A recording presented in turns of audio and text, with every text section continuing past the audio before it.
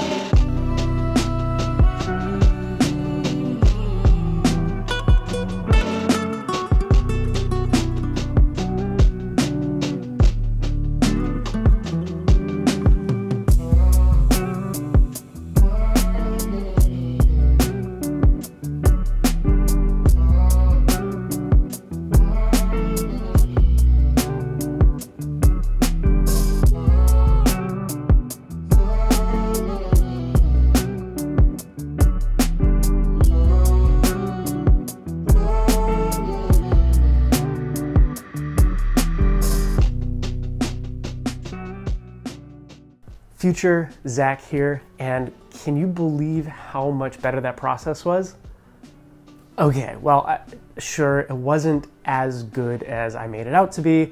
There were still a few hiccups, but hey, it was my second wheel well. The good news is that I didn't actually need to use the bolt buster. The bad news is that means that was kind of an expensive investment for the 3 or 4 bolts that I needed it for on the front driver's side.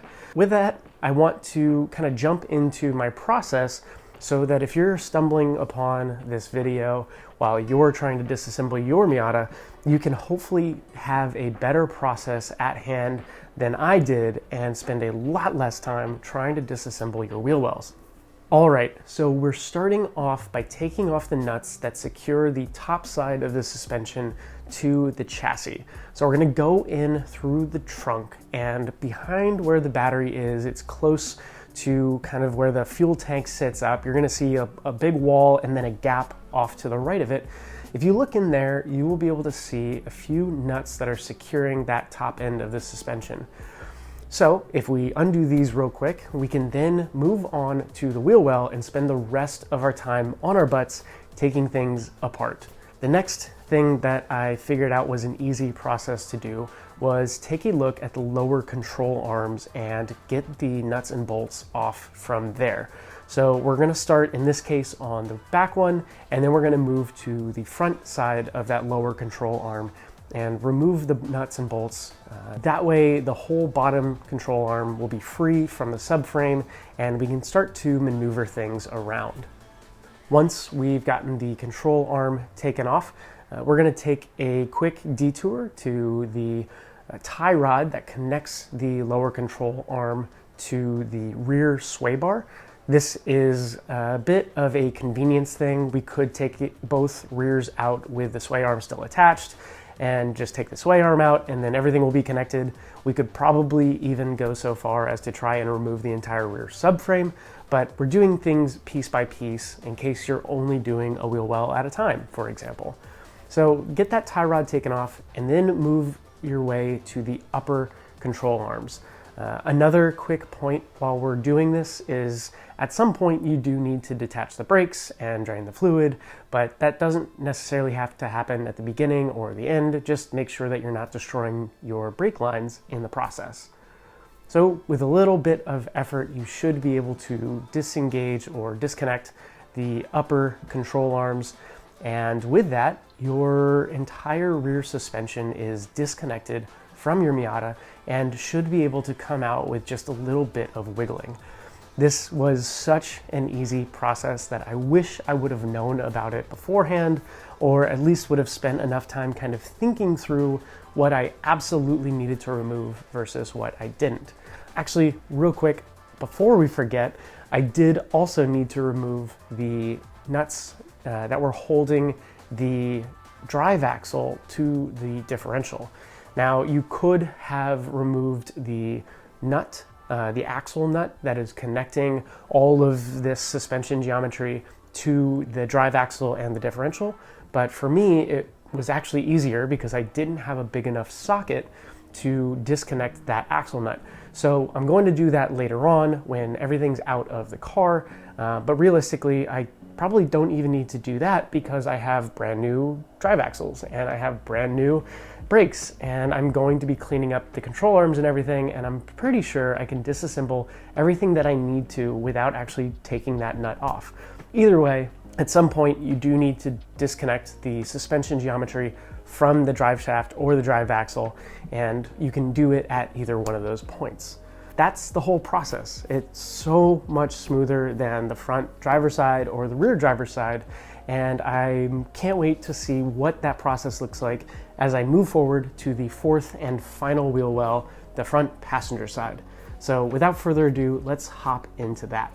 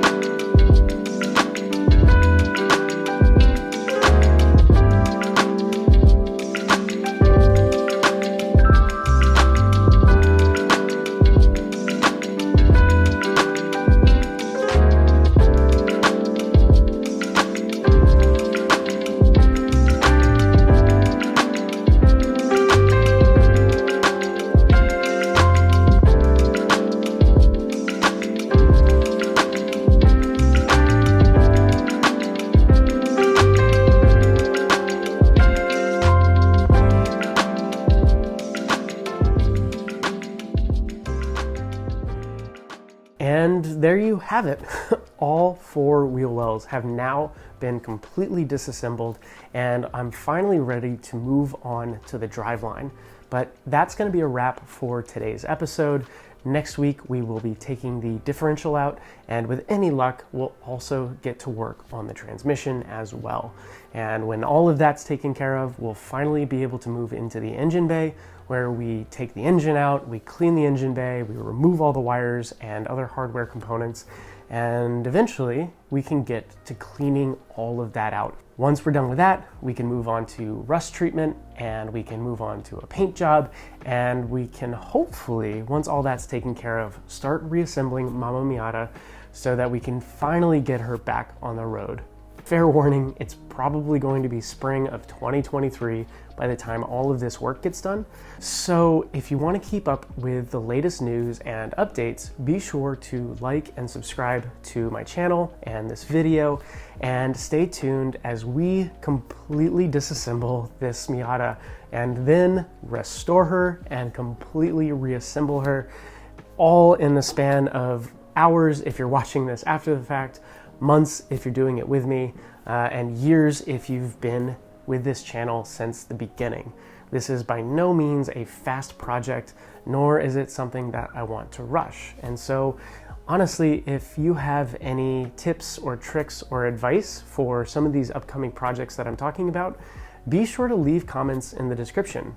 If you're going to give me tips about rebuilding the engine, or tips about reinstalling all of these components, or tips about rust proofing, tips about painting, I'd love to hear any of your experiences or expertise that you might have, whether you're a professional or you work on your own project cars.